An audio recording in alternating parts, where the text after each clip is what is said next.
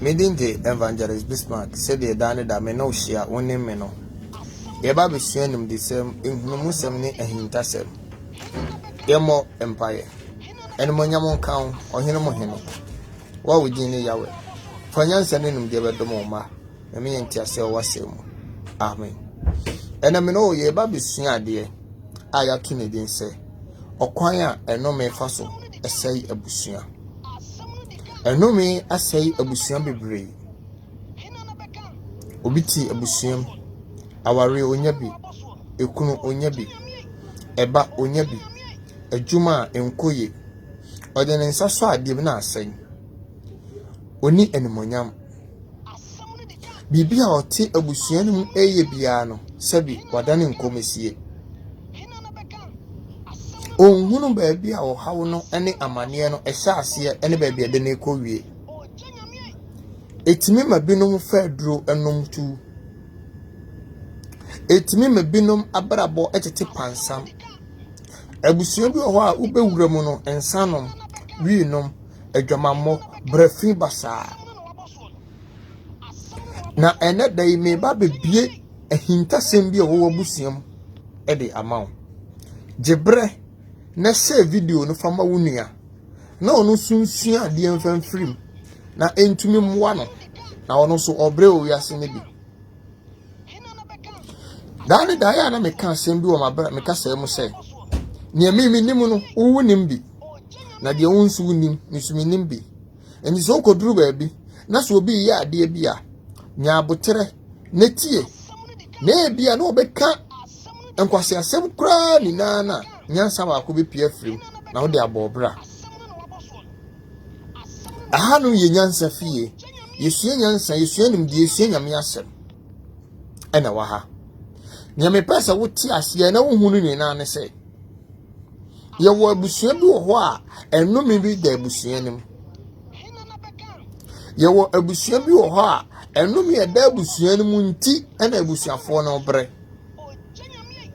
enti de me pesa wuti ase na wo hunu ni na ne se nya abotere na egibre na yentua de so wonti bibia se a obetwere ede amaye comment box na se ya bekinkai na ya ansa wo kwhye no na ye de amaw uko Facebook TV1 Evangelist Bismarck GH, YouTube TV1 Evangelist Bismarck GH. Ayade na ye hintasem wo abusuam se wo abusuam no ma ade a wasa wo hye na nsene ben panyimfo bi wo abusua nim ko wo maame nchen ene wo maame nim komo emfa abusua no ho obehunu abrabo bia na wo maame osua na obo ko onana nchen se wo nana ni ho a ko wo maame nchen na busua no onana enso abrabo obehunu apam bia ewo abusua nim abusua bi wo a na sika nim entom timi ko bosum bi ho na bosum no mo na kwakoye apam enhyehyeye omukom sinana ma yesika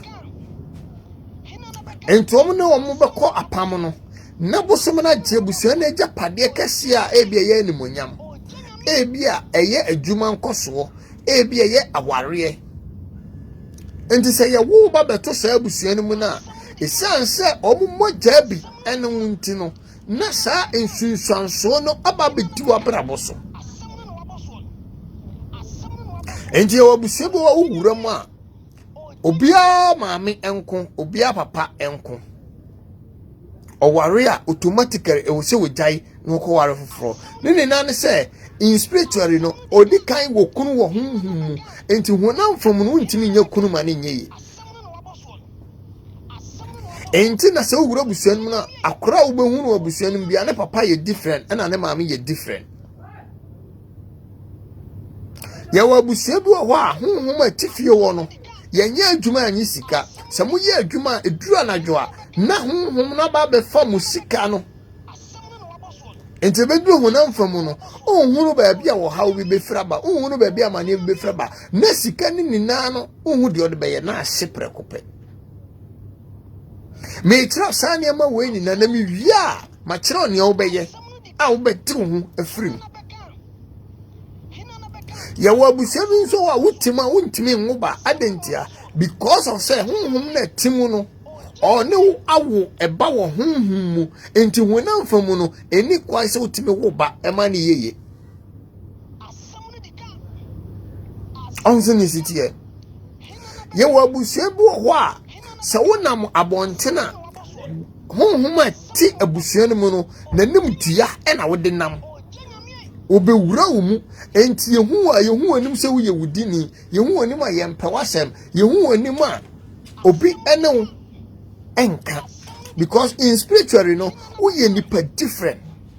ana wode nam abontin enti se bema mpo na se o hia wa enka wo senka bema no etse wo pa na enka wo waro na wanim dua ni nti no akwa se wo hia no yonko bema ayade wo abusia nini nani ye apam bi a ye nananom ye maame mu ye nua bi ye wofa bi etu saa na mo no no de ato ho na ebi mpo ono wawukọ obi mpo ho a unnim ne da ono ne kikire saa apam no ena ode to ho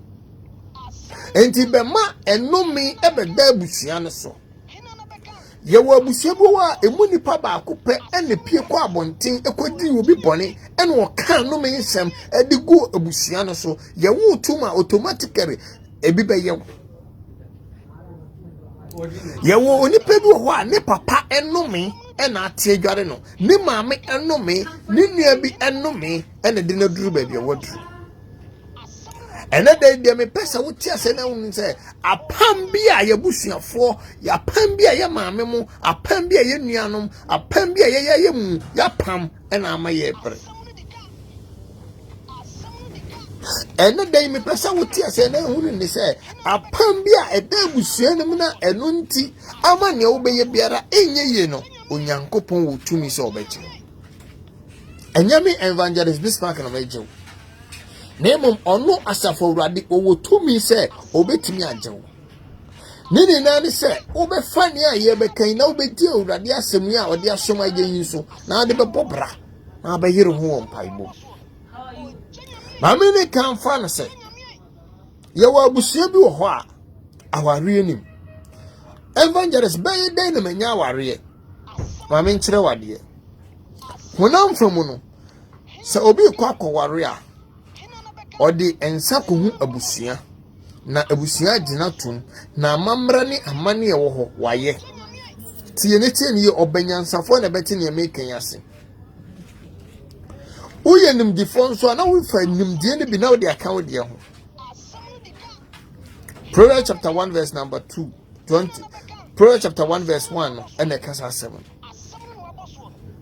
Enti se wonim nyansa na wo hwe me wutie me a e wo se wonya sa nyansa we bi na wo de ka nyansa ho se wo yenim difo nso na wo yenim die bi na wo de aka ho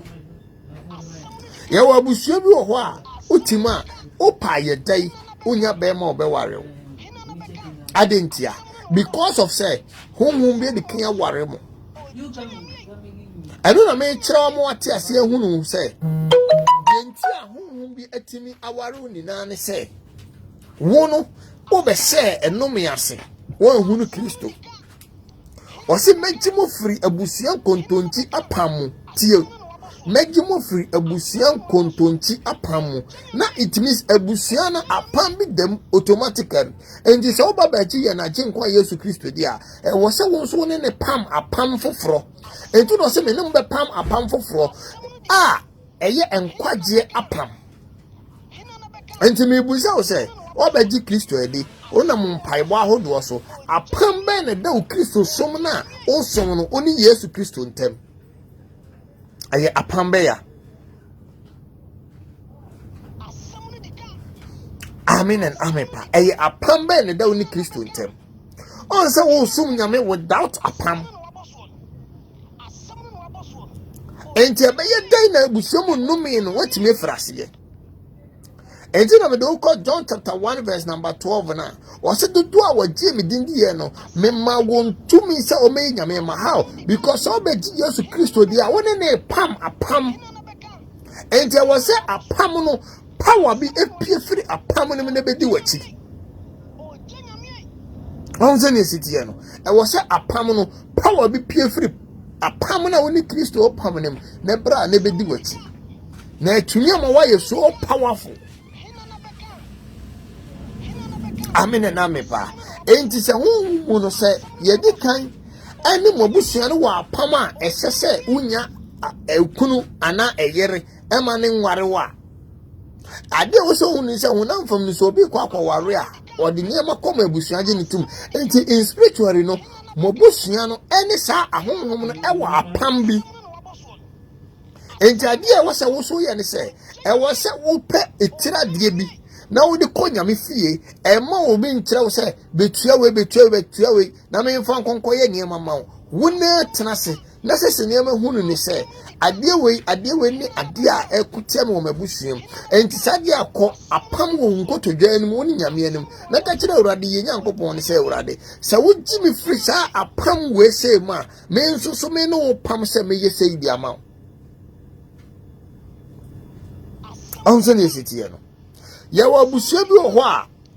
utu kwan automatically usade nsapan be kofi eno ye frɛ nkomesie eno eye nkomesie ma me fa nko Genesis chapter 28 verse number 10 Genesis chapter 28 verse number 10 ebra na Jacob we tu kwan na me yensua ade bi sample bi ho na bi ti ade ebra Jacob e tu kwan no oso daye na atwede si asase so kopem osoro na abofu de afrisane Jacob da sori ye no oni awurade kwa apam ose awurade so odum boa me na wo de me kɔ na wo de me beduru meja ne me na fie asundue ma tio wo de me beduru meja ne me na fie asundue ma nyemenya no me ti so ntutuso dudu na afenso so no ma ba besi asori dan de esia me busa wo question se wo ni Jacob kopa adwuma wa control ma hwan ne be fa na adwuma hwan na control mo honom obe succeed in life automatically because of say Jacob ni nyankopon wa apam nte no Jacob na be succeed in life o tu kwan na apam be ne da wo ni nyame ntem obi tu kwan no akokɔ akufiri go wakwanto awo ɔse ɔde ne ho akɔhyɛ nase oso ye Kristo ni oji nyame di o tu kwan apambe ne ba woni nyame ntem that is the reason why ama wo suffer wo obi man so that is the reason why ama wo nya ni munyam wo obi man so that is the reason why eniama asai e wo obi man so sebi ba bia wo do tiripatumpo wunya na nkampese wonya adwane a wo bedi because apambiare ni wa eda woni nyankopon ntem eniza wo hye me o tie me na sa wo sa ohawo amane anu ma ko wonkoto dwadi mu ba bia wo na ka kire urade nyankopon sa urade enkomesie da me fie enkomesie apambi da me fie ama abrabo we me sofa baby biala meduru na me huna mane efri enere kono me nso me no wo pam apam fofra eye yedie apam eye nkunimdie apam eye animonyam apam nani urade nyankopon empam sa apam sikato wonsam na ahye obo abrabo a wontimi nkowanim ma me nkyere wade ye wa honhom bebre wo ho a eye motia spirit omo no omo ya akronfo emotia ya akronfo enti ade a omo ye ne se wunya sika na oba be fa no wo honhom onzo ne sitie no ye wa honhom bi wo ho a aware ne wawo eba wo honhom enti wunya sika wakoye adwuma a wanya sika no no oba be fa sika no wo honhom no de akwakohwe wo ba no wo honhom enti sika ne kura no eye esombo panzo huna dia de be ne sika na hye on ade esitie enti nipa bebre frame o se evangelist me ye adwuma sika ba me nsam nanso so me hu de me de sika ne be ne sika na hye eye die ntia me busa wasembi se obi bie store na se on fa security anto ano na wo bie door ne de to na se okokoda ade beti no na ayedai enya kromfo na awia no onze ne sitie no enti wasa brabo na wo bo no e wo se wunya security bi obegade wo obe protect wo niema obre wo moja ni pe no unye security bi obe guard sa niema ne dia ma enye sa 24 hours na wo sofa in life ade a wasa wo ye ene se e wo se oni nyankopon ko apam wo sika ho because apam bi wo fie woni kire se eni kwan se wudie enje wo se woni sa onyankopon na wo de ho ato ne so no oni ne ko apam owura Yesu apam a me no wo pam ne se yes busuam me hu obi a wanya 100 million da me hu obi a wanya 200 million da 50 million obi anya bi da na mo me no wo pam se owura Yesu ma me nya crossover in my family ma me nya crossover e wo sikamu ehie bi a yetwa to wo se eni kwa se busua we nipa biara nya bie no owura Yesu ma me nya bi na se me nya bi a me nso me yese di amawo yemfa ni kan nti saman maame papa wawo nkura makoma nson wawo nkura makoma nsia wawo nkura makoma nwotwe hwenkura ni na abrabo enti wo hwe wo man se ya moma ni nam ho amoma brabo da bia no mo sofa 24 hours wodi ebeyeye eye no kura se ebeyeye die na wo ya ma ebeyeye no asosi di ama wo mana brabo awofu bebremfa wo mo ma ho se o mo ma brabo se be ko bonkum se be ko nifa ono de onfa ho eduro die da dia opese ne ba ne mfre no wo sore a wotote so enemre ye wiase ono a onye fasting ono onye kremoni ono onye kristoni ono onye busumsumni osore osebeye how come say ebeye adia me pesa woti ase na ehunu ne say Satan do so obai so oba bewia na wakum na wasai enti 24 hours Satan wa adwumaye enti sa wan hwe ya obi de ensa just 50 pesos ebe say wo mani na brabo omo de be say wo mani na brabo enti meseraw awofo a mo hwe me awofo a mo tie me moma moni nkumma ehu honhom ne honamfam monyere mo ho se modi chitai bi beta mo manachi obetu quite obi eman so empire kura wontimi nkonko to ganim emmobi ma no by usu tiwa na ho kire ka wo Ghana bia no wafofo afre ne se akosifia yeden kodwofia yeden timane me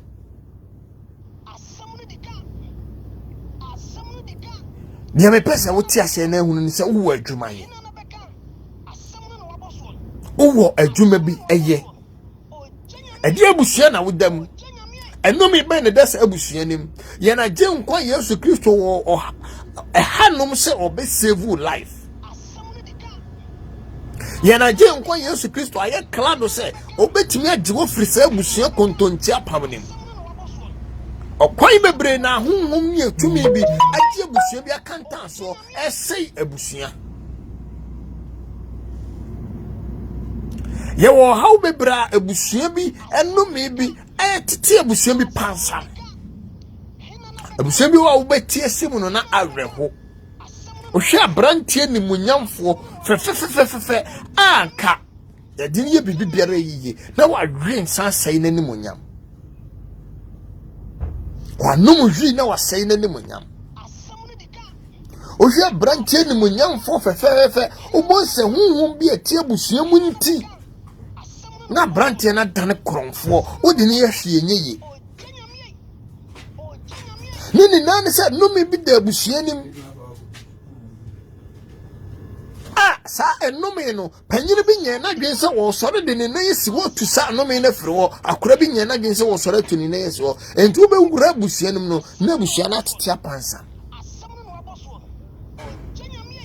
bi mpa ne okotitire sa apam no wo gu okọ enti ma na esofa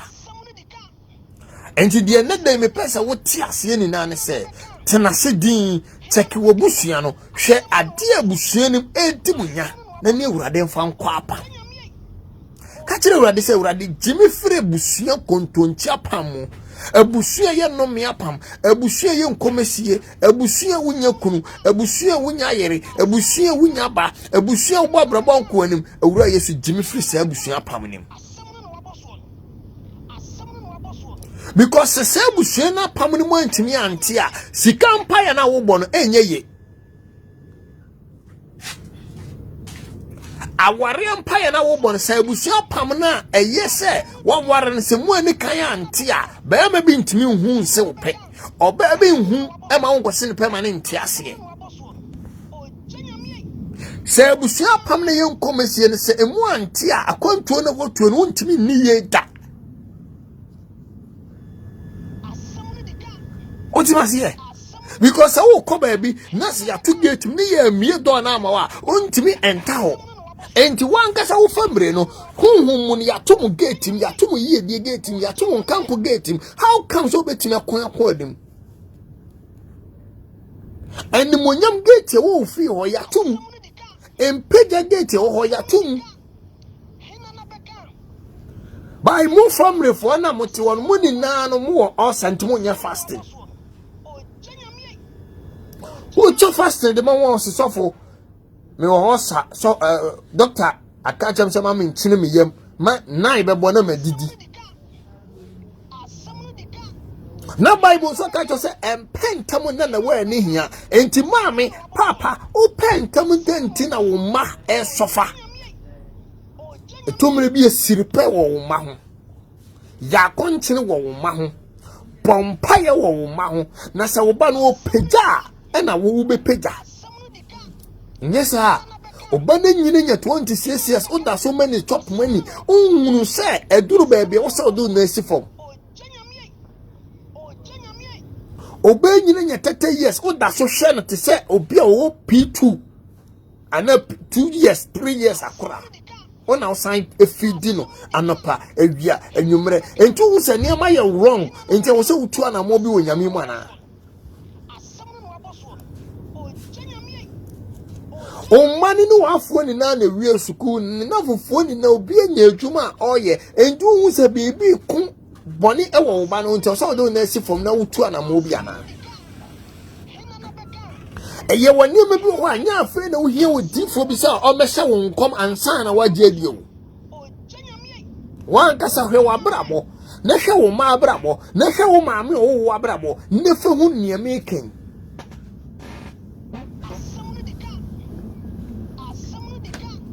amen and amen pa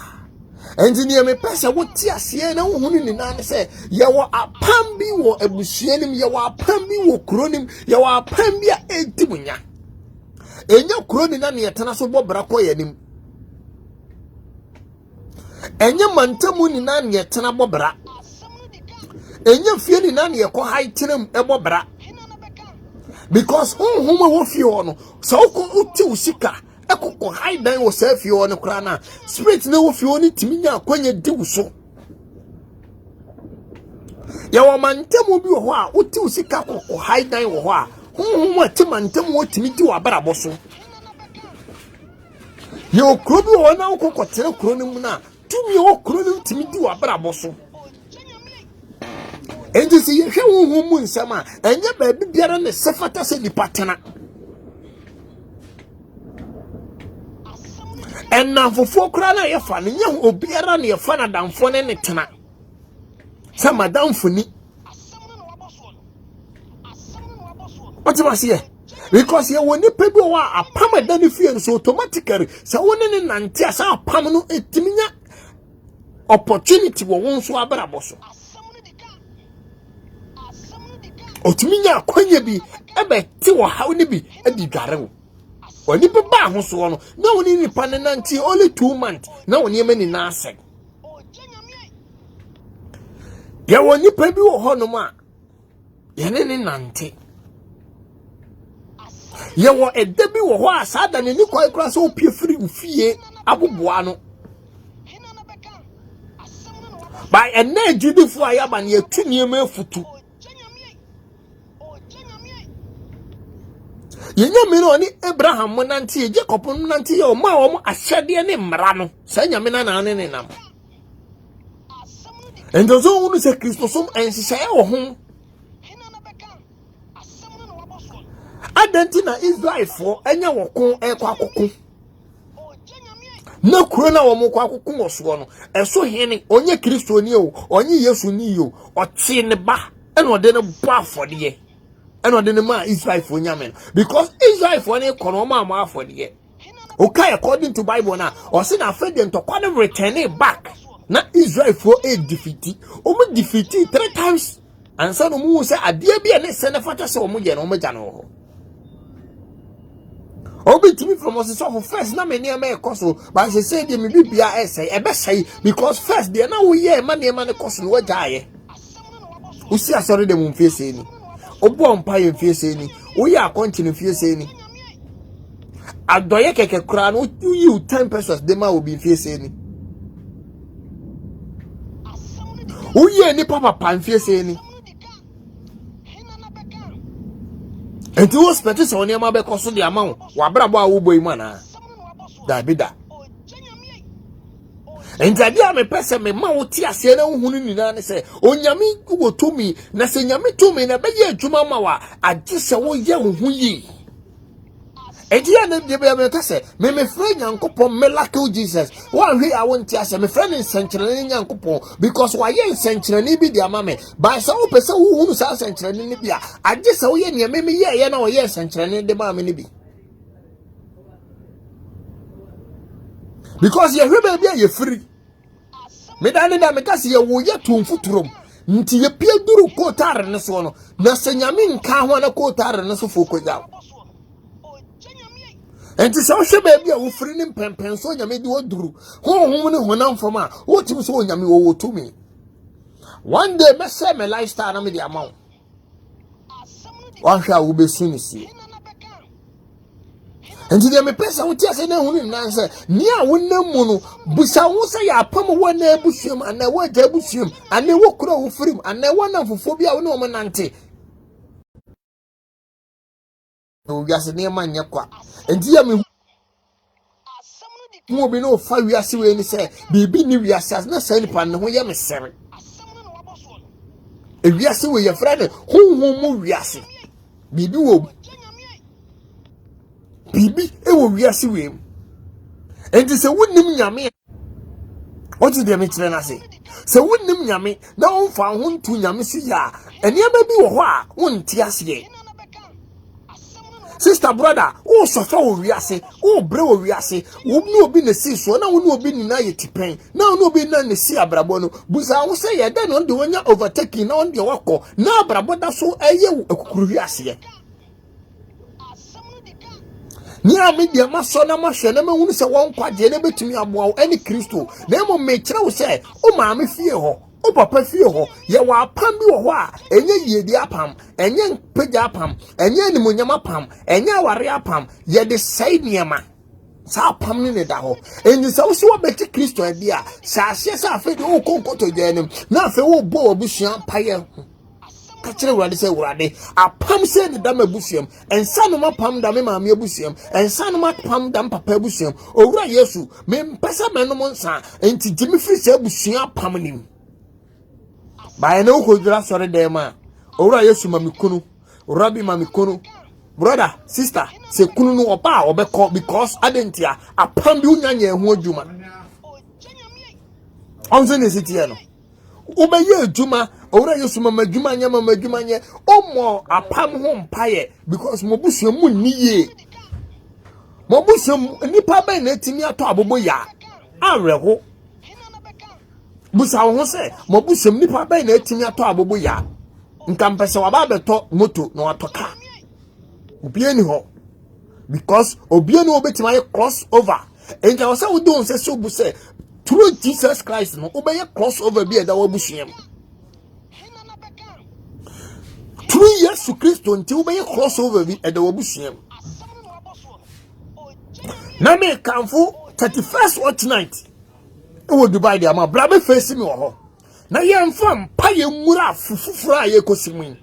ebeye wo jane ebeye bruta sa ampaye be gwa ho be face me evangelist Bismarck na me mie wani wo honhom ne wonam fam na yemfa mompaye na yemfa nwura ye nasiyem ye nya grow Dubai bra aya Ajiman Beach Ajiman Paris Hotel bra be face ye ho oko YouTube ubenya ye ho TV1 Evangelist Bismarck GH Facebook ubenya me ho na ye ni nkomo obetimi apeke number bibi hawa obetimi afrani ye di nkomo ne me pese me bie wani na me bie wasoma hunu ni se ene ma anye bete o wiase ewiase we me si ye frene honhom mu wiase ojima si ye free wiase we honhom mu wiase enti Yesu Kristo e bai atiasefo asase wesu aye wiase we mu no onante in spiritual answer wa ye na de o physical enti na ukai Bible no se ne ye bo na suwie no honkonkron de no course na so enti ya because now was say when he said go face in spiritual answer na wa ba be face nipa in physical enti abrabo we no ye bo no honhom mu nye de pie we ni wo so ye nante honam mu abrabo ni ye enya mantamu ni na ye tena bo abrabo enya fie ni na ye kotena mu enya kuro ni na ye tena mbo bra sister brother enya busie ni na ye tena mu bo bra so betime tena mo bo bra agise nyame tabi agise nyame tumi bi agise nyame abasa bi eda so agisa pambi da woni nyame ntem me busa wo se apamba ne da woni nyame ntem wo hwe apambi da wo ma me fie da wo papa fie aye ho adwuma hwe ni munyam kuraw sister hwe ni munyam kuraw ho fa wo se boade wo ni madeye wo ye hard worker enka wo se nka mfie wanyen nka wo se nka wonya wo boafo benti na wonya wo boafo obusa wo nini nan sa pambi da fie ho wonya nya ho adwuma ba ma bie ni ho hu a ohun se wo hu oba 24 hours sister brother wo de ye adwuma sika nyina wo nsem ye die ntia obusa ho sa akoshin no bosomi asosai na wonya de to enso 24 hours you gare se wo ko adwuma Kemfie kraw wa wo ba wiase ankasa no wonye wonhunu sika ye friend 50 million kra wonhu bi da avreho abusu ofrem no abusu panyini ton ntemani na kra na mukeka bo ma enu 10 million opese udiye ote wo ote otoso fasting kra wonye bi da Debi na me ne girl bi kasa o ka chem se so for fasting kra me nye bi da oso onima de ye friend fasting nam sisa ena wo peye die wiase nya bete wiase enya bete mesi 31st watch night eba yeni na ye ko nie de ho akọ shimbi na wo ba ye be bie wani we na ye bie waso we na ye de ho wura fufuro na be hunu senkyere ne e be di wati wo be hunu ensenkyere ne nasia obehunu nyame abasa nasia because it was say ye bie ni pen ni ye bie ni paso ni paso fa e so fa because ni pe bi num cross su say onyankopon senkyere ne na first na waye ene yo ntumi nye bie ai dia me pesa o tiase na unu say onyame na waye tete no Abraham nyankopon Isaac nyankopon Jacob nyankopon ene yi no oye ne nyame se wo hunu oniama hyehyɛ onyame ne besoa na obetimi di akọ apambi da busia no ma die busia no nyaate ohuna bema ni monyamfo a oyi otitirini ohwe na honamfam a enka wabɔ abrabɔ aduru pempenso bia nkenkyɛn no enso na wadi wi ene nsanom asɛe nani monyam enye wono a aya pambi e dane maami fie dane papa fie because ne maami ne papa na wo no monsa ne nana na owo ne maami na ne maami be wo eno monsa ne wo fa obetu wo mo bi atwa bi etuti se busuanu mu na omo ba obi awo ne kwan onam so Aya pama de fie ho. Ye musa ho se mu fie fo ni pa dodo se na etime ho alu preta de atukwan. Omu so tu kwan no omu ba omu de die ne ba. Do de yare ba de ba. Do de nkomesi ba de ba. Ni ebe deport no so ye deport no. E wo so hu se no se watu kwan dia ni apam bi wo fie ho. Enti before se wo betu kwan na wo se wo ye ho adwuma. Ka kire wurade Nyankopon se wurade. Apam se ne da me fie. Jemi free sa apam ni. Me no pam foforo se abuso obi ti etu kwan na wontimi nniye obi tu kwan na wontimi nkoso a me de metu kwan ya diye me de metu kwan akoso 50 se me wo wunyame Ewrade so timi dum boa me e de me ko de me medura sunduem hwem so na me ho amasem na wo ma yedie wo se kro no ebi ka me so mabrabo a na se me de basa o mayiwe ma me nso so me se di ama na oni nyame nkwa apam na fa pray ne tu kwai na ye hwe se onu Nyankopon nyina wati ama wonye nkonim di hina na unya usika twa wo ticket unya usika ye wo visa e na wo fa wo bag kan wo na wo bai na aka sa abrabo ne bebo ne beke wo ho onim ba bi obi akwa ansa na wo ba wo ne na kosia wo adwuma mu wo onse woni animonyam enye se animonyam ne nyame ma obi nyame ma obi na satan akata e no so age se nyame na ode ma wo no frɛ no na wo be bie de ma wo Meeting the Evangelist Bismarck. Wura Facebook or wura YouTube wo. Ne hye nim disem hunu musem. Ne hye hintasem bebre wo. Na ono asafo wurade a o mani pansensi from obebie wadwem no wanigwa. Amu hu ne ekọ. Me kan for 31st watch night wo Dubai de amount. So wo Dubai de a. So wo Dubai a for oni kire mu ageman 31st. Wodi wodi tremu ageman 31st no ba bia wo hwehwe de na ye ageman Paris Hotel ageman Paris Hotel odi ebra ho na se wo ba be duru ageman Paris Hotel obonsi ye jumedie kese part 31st watch night o Apostle Samson Ade odifo no obesu no ho Evangelist Victoria ubehunu ho empayunfo ani ntiri ne kwinini wo Dubai agye Kristo so ndi esi wo boye na je nkwa Yesu Kristo hu dawuro no obehia wo muni na wo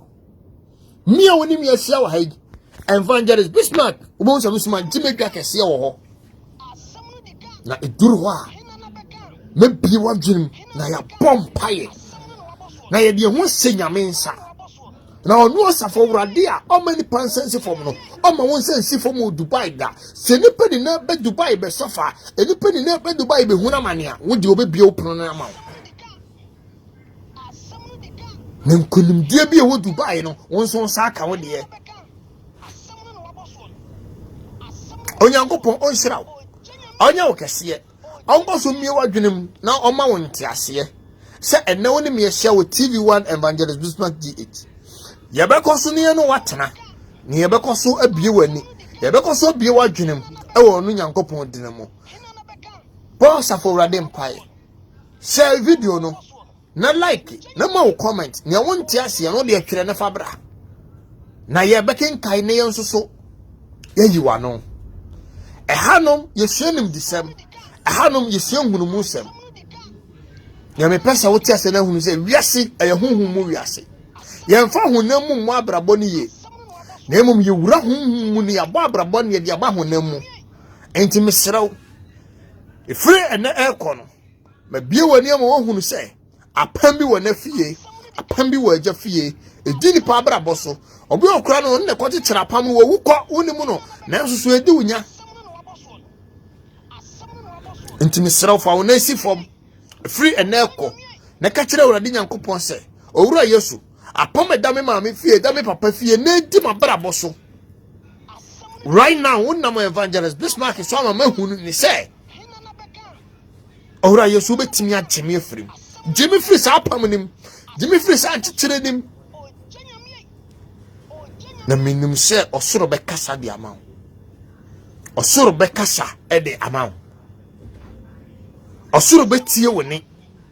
Na osoro bebie na so de ama wo. Nia aya konside wo abrabo ma aye wusu ne dadwene ne kodana no ebe firi ho. Na sire baba be sha from mu ma. Na betomre bi no.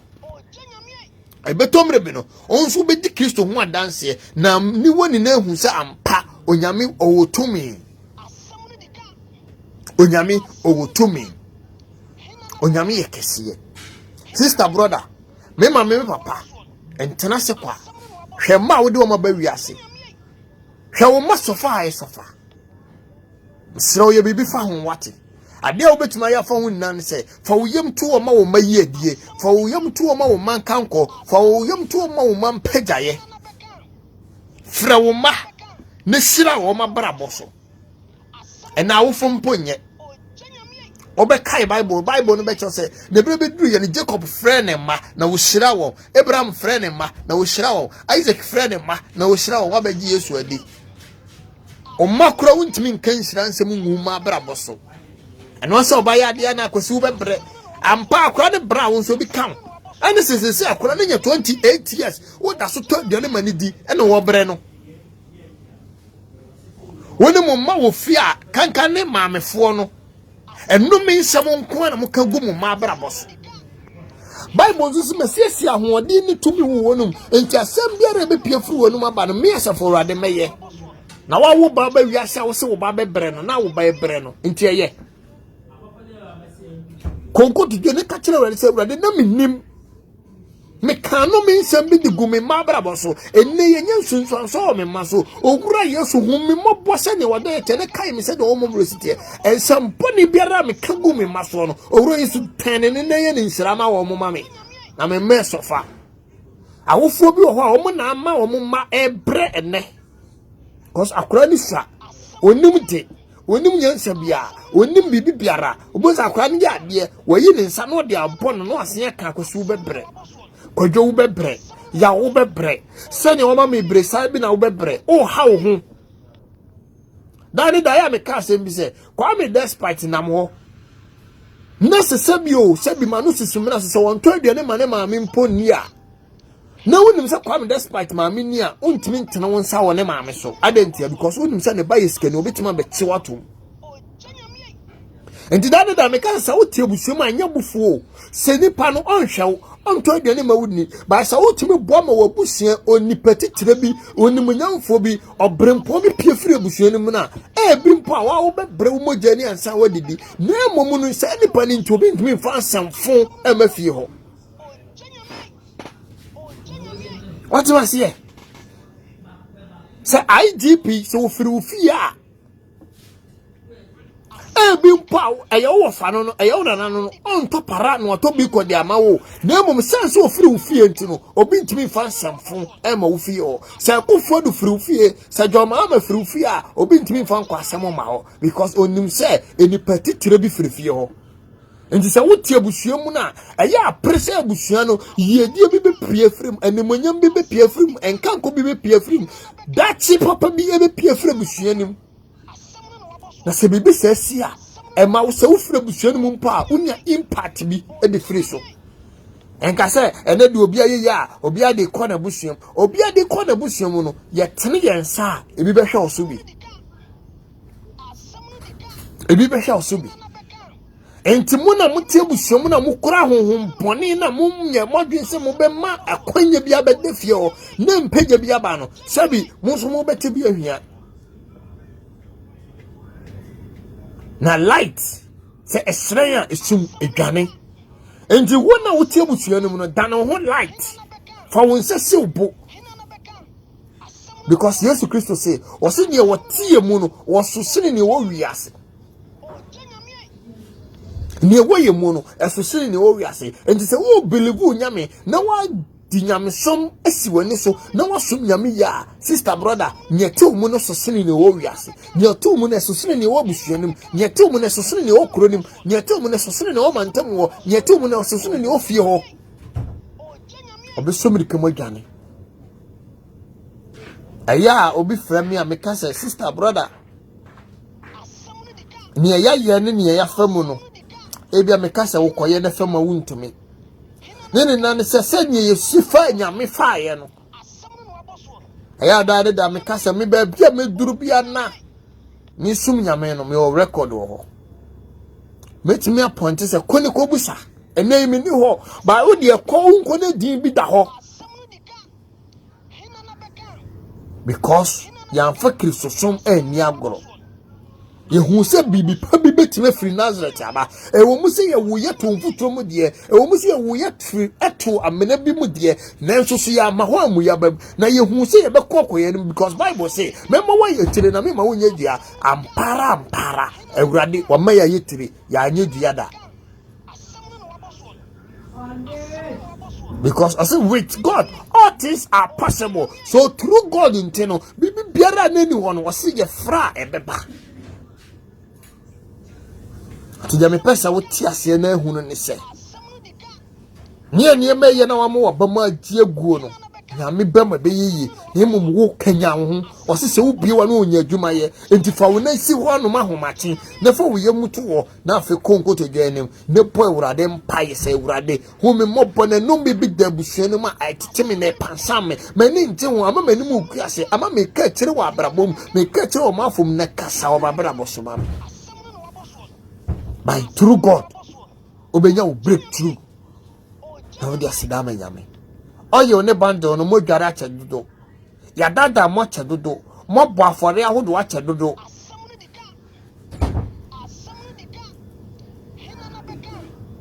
Mo so seed na chedodo. Mo fa nu muo. Fa Bible no so kinkai bi. Ya tidie ne bi. Ne konko to janim. Konko to janim. Adi for na shawo kom na chedodo. Stop usani mano. Una so nyina nezo one. Uji nyami di yemfie dudo seni. Una so nyina nezo one bie. Onya abofra ne atiti kokwa ma ubie. Now, ubetima widompe fa ahosi wo na wi. Wadi nkrofobia cham ya tata wo ma se ugidi wo nyame mu mpo ye afiri wo. Ade no so ma ho kwai. Ade no so ma ho kwai. E ma ho sa chance. Fa na si wo se obrempon, fa na si wo se kokodrufo, fa na si wo se otitirani. Na se wansevu wanfa wo ansi wonom se wo ko age abusua na ebe ye generation by generation na no me da so da abusua na wo hia no da so kyekyere abusua no. Abusua bi ho atisima na areho. Mesi abusua panyini ton ne ntemampo na abusuafo ne na asese wo magapade wo mo ba ne ye boa no mpa ye ton ye nya 10 million. Asem simu agese wo mkọ bosia bo na bosia no why na dey bo because nipa na wo bo bosia no hwe abusua nim na onim se wontimi metia agese wo de chew areho. By through Jesus obetima break isa over no apama no obetima team fa ho siwo onyankopon hirawo onye okese na Ewurade nto nkwam Ewurade nkoso mi wadwenem no nte asem emfa apam adisuen ho na minnim se osoro bekasa ama wo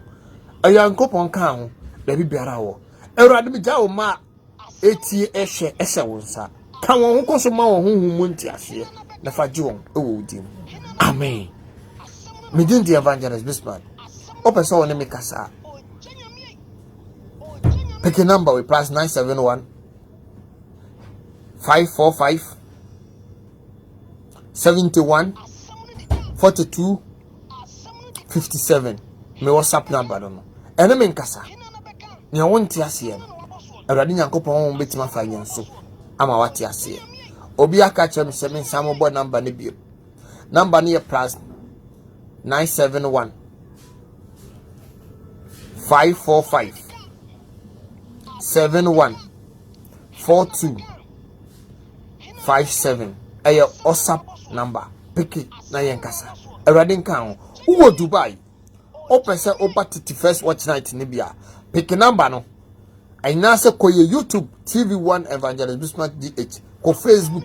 TV1 Evangelist Bismarck DH. Obehunu your location ye bibia aye de ye 31st watch night yensiem ewo Agyeman 31st watch night Ewurade nka